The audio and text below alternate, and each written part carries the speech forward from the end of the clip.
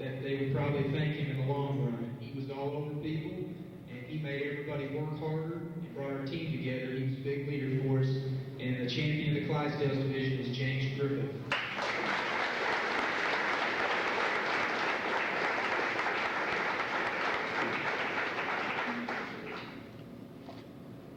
Thank you, guys.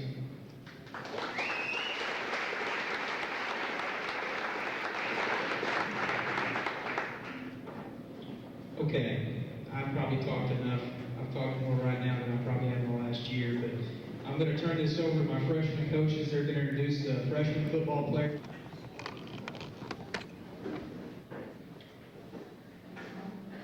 Coach Bransfield just said, time goes by fast, and those are very true words, because it seems just yesterday that I walked into a gym at Marshfield Junior High School in the spring of 1997 after I just got the job here and met with these guys who were 8th grade or 7th graders at that time, I believe. 7th grade. It was for 8th grade year. This is my 5th year. You're correct, me, right? But I can remember meeting these guys, and there was one kid who I didn't get to talk to in the gym. I had to go over to the band room to find him.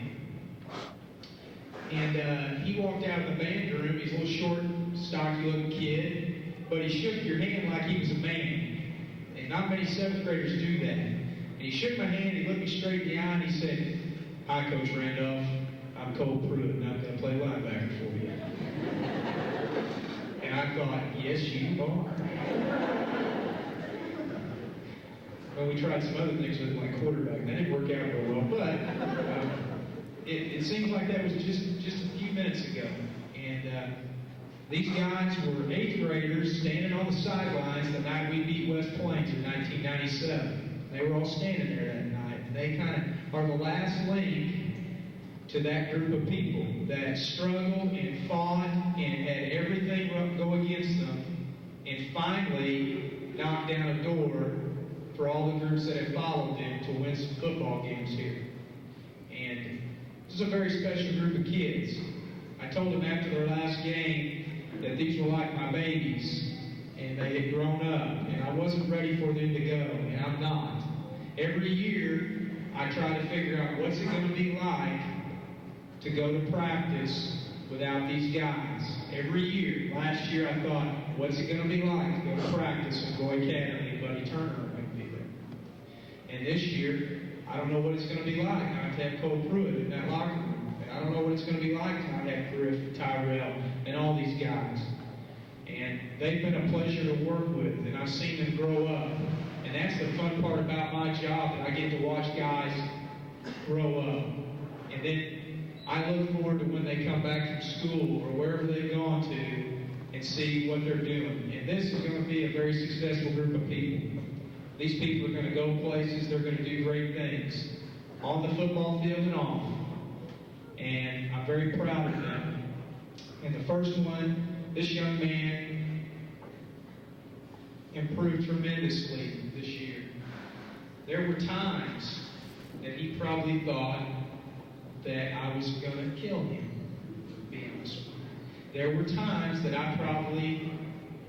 he probably thought I was going to run him off the football field. But he has improved so much in his attitude, his work ethic, his dedication, his physicality on the football field. He's a great athlete, and what he did this year was he brought his mental game up to his athletic ability. He's been our kicker for 4 years. He did a great job this year. There are guys in Branson that will remember him the rest of their life because they got depleted by him on some blocks. And this young man is Zach Chisholm.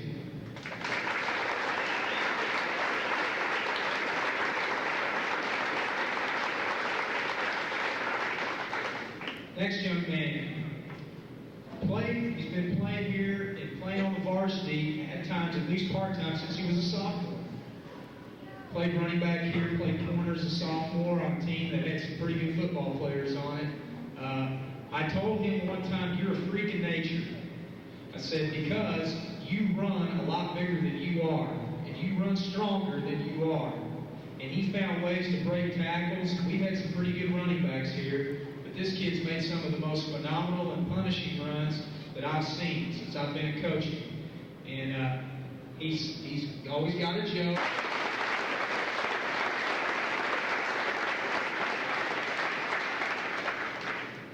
This guy here, there were a couple years ago that I didn't every day, and he found a way to get back up and keep trying.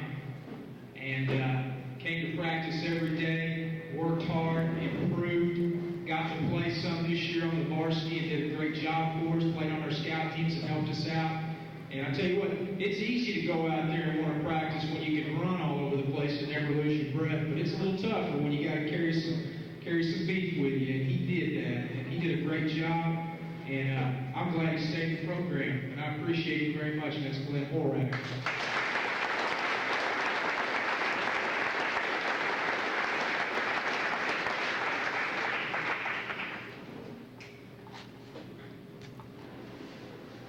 Like I said earlier, this young man did not play last year, and he came back out this year, and I was so pleased that he did. And he played a very hard position of inside linebacker, and picked it up pretty quick, and he made our defense a heck of a lot better, and did a wonderful job, and we're going to miss him very much. He's a fine young man, and I think he's going to do well in college. I think he's probably going to end up at Kansas State. Hopefully he might even think about trying to play some football out there. We're going to miss him too, and that's number 5, Jimmy Long.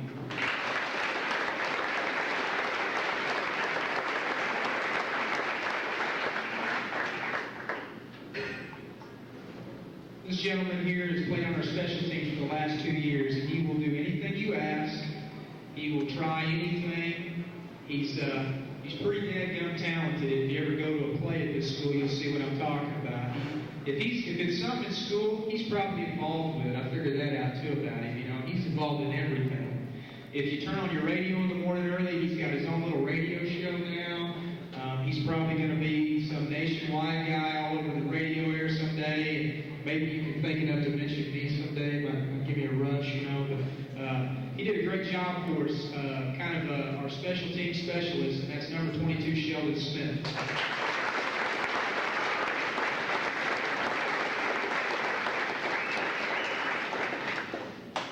I said earlier that I think that God's gift to football was the lineman, and this gentleman is a lineman, and I think that's a pretty big compliment.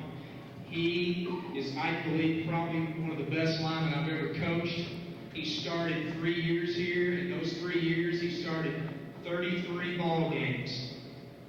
He started as a sophomore. His first game he started in was in 1999 against Logan Rogersville, and I believe we scored our first touchdown that night by Nathan Dunn over him. And his last game was against Bolivar in the playoffs this year. He was our leader up front. He got it done. He wasn't afraid to tell you he was going to get it done against Bolivar late in the game. He looked across at this Bolivar kid, the first Bolivar game, and we won in overtime, and he said to this kid, "It's coming right here, it's coming right now, and there ain't nothing you're going to do about it." And he proceeded to drive this kid in the back of the end zone, put him on his back. And I enjoyed coaching him, and it was a pleasure to work with him. And he will play again, I believe. And that's number 62, James Griffin.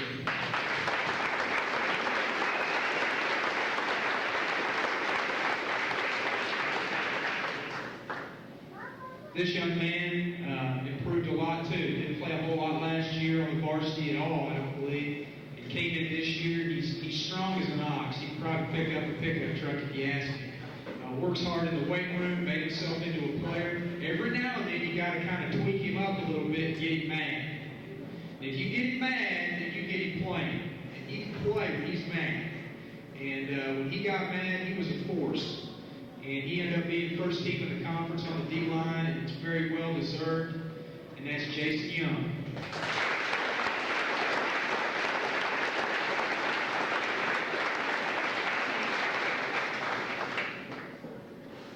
This young man came to me last spring and said, "Coach, I'm going to have to move. I'm going to have to move to Kansas City." And I thought, oh man, I don't want this kid to move away, because we have a saying around here, you got to bleed blue. and this guy bleeds blue.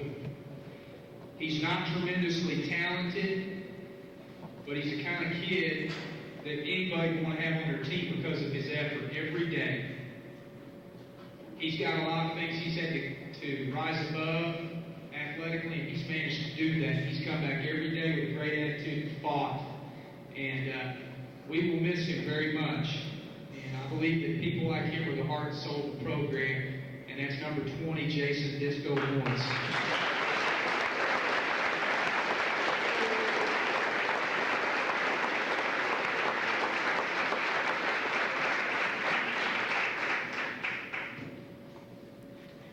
Sometimes people think that I'm nothing but I'm always on kids and I'm mean and I'm always on about everything. I'm a stickler and all this kind of stuff. This young man came to me in August and said, "Coach, I think I'm not going to be able to play football." Had some things in his personal life that he had to get taken care of. And didn't make it through. Didn't practice much for 2 days. Wasn't around a whole lot. And I thought about things a while, and I said, "I'm not letting this kid leave the program." We worked with him a little bit and kept him involved, and he didn't play early on in the year because he hadn't practiced enough. But as the year went on, he worked himself into the lineup. And he did a lot of extra running for missing practices that he had to, and he never complained, and he did what was required. And I am very pleased that he stayed with it, and I'm very pleased that we kept him around, and that's Josh Schaefer.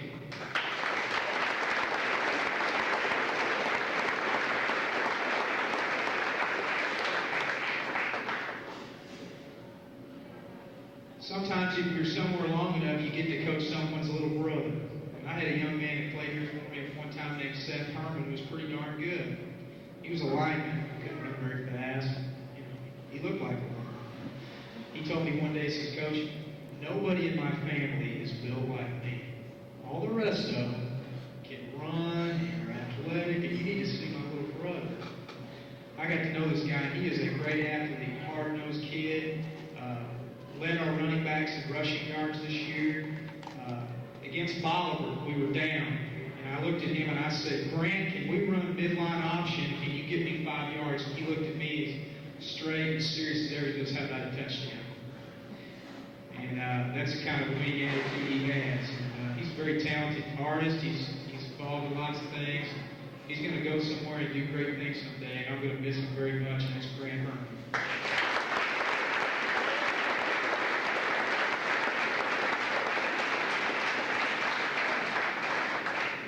The one thing I tell kids about football is why it's such a great game is the fact that you don't have to be a great athlete. You don't have to be fast. You don't have to be strong. You got to have some desire, and you got to have some get up and go, and you're going to be okay. You're going to get to play. And we have a position here called outside linebacker that requires some athletic ability sometimes. But every now and then we find somebody that comes out there who's not particularly fast, they're not particularly the strongest guy on the planet, but they're pretty smart. They're pretty tough, and they just get the job done. They get the job done consistently. And this young man works hard, always has a smile on his face. He's one of those kids that's smiling right now.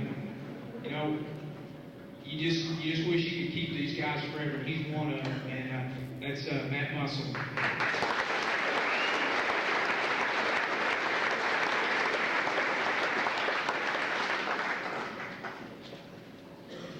If I could say one word about this group, it would probably be improvement, because every one of these guys improved so much over the last couple of years of football. But this guy makes some major strides.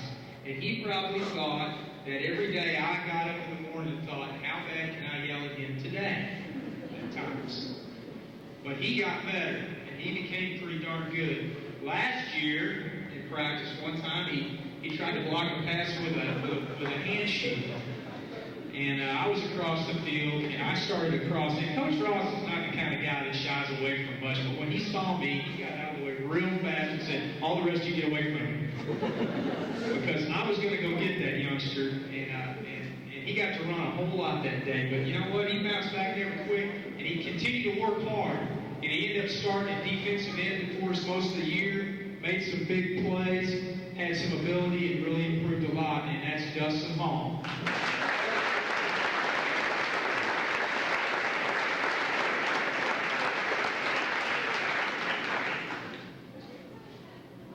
I had this guy in my office when he was an 8th grader, and his mom was in there, I believe, that day, and he was a big kid in 8th grade. And I said, son, don't you play football? He says, no, I don't play. They don't have a helmet big enough for my head.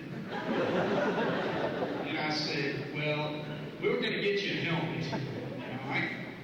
Coach Seaver said, yeah, you'll find you a helmet big enough for your head. And we got him out playing football and consistently got better. And was one of those kids that really was a surprise for us this year. Started on our offensive line at tackle and ended up first team all COC. Really strong kid, very dedicated in the weight room, and it really paid off for him, and that's William Earhart.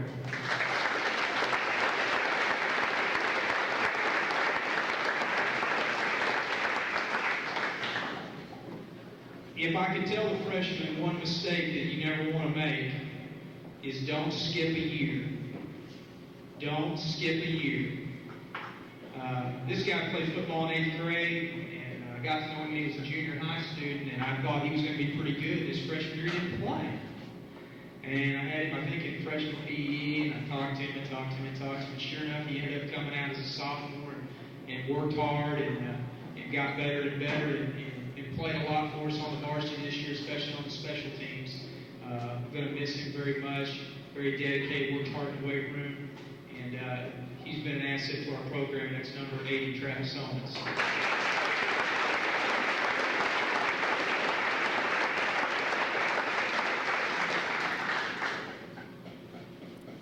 This guy here has started 2 years for me, and he's very quiet, very soft-spoken. You don't hear him very much. He kind of carries the motto, speak softly, but hit really, really hard. And he played guard for us, and most defensive ends in our conference got to know him very well because he would flat back you, knock you around. He was one of those guys, too. He'd be running down the field and find some defensive back picking his nose at the end of a play, and he'd run him over. And we always enjoyed that on film day. So he did a great job. Was a leader up front for us at the guard position. Kind of him and Griff kind of anchored our line, and that's Dustin Fluid.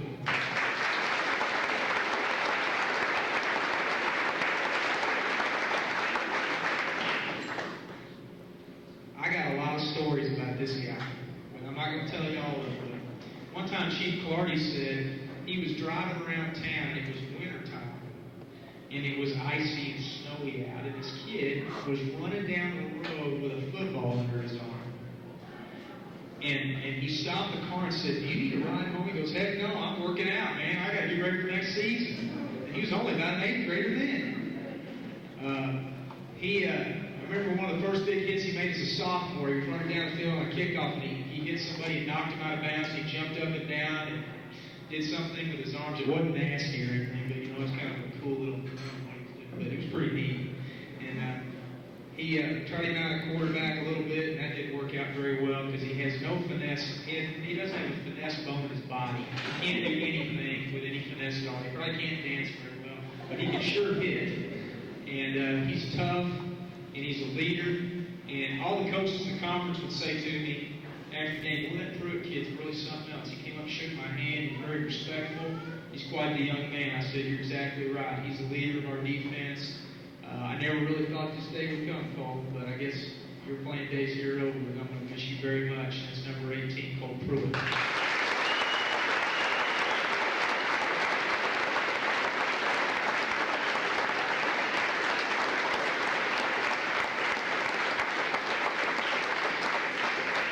Give you an idea of what the seniors are getting. They got a certificate, a plaque to hang on their wall. They get a scrapbook that Debbie Norcross puts together for them every year. They got a mini helmet, which is a replica of their helmet. And they got their home jersey, their blue jersey, which the Booster Club's buying for them.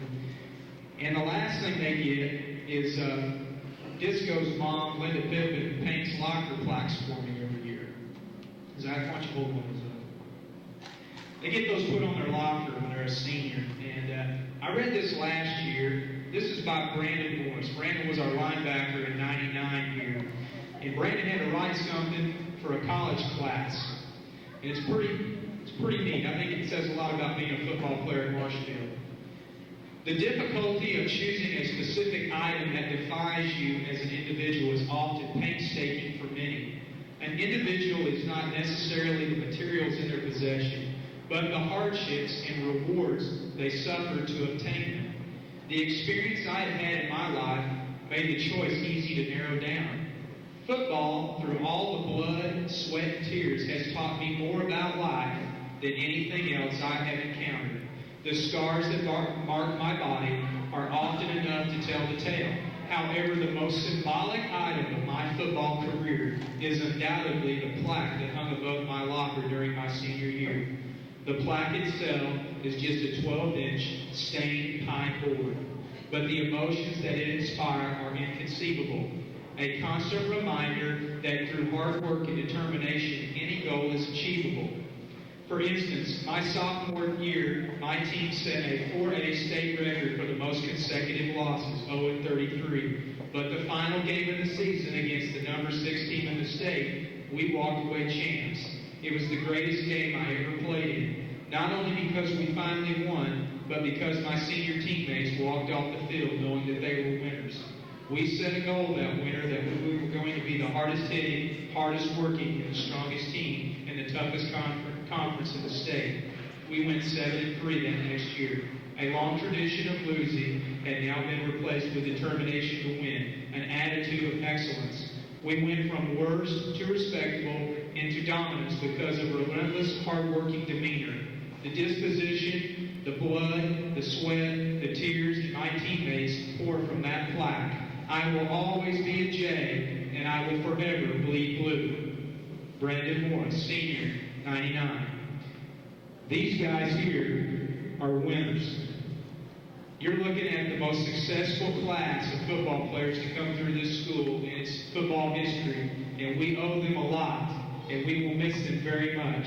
And I know I've told you guys this a lot, but I really mean it. I love you, and I will miss you. Thank you, seniors.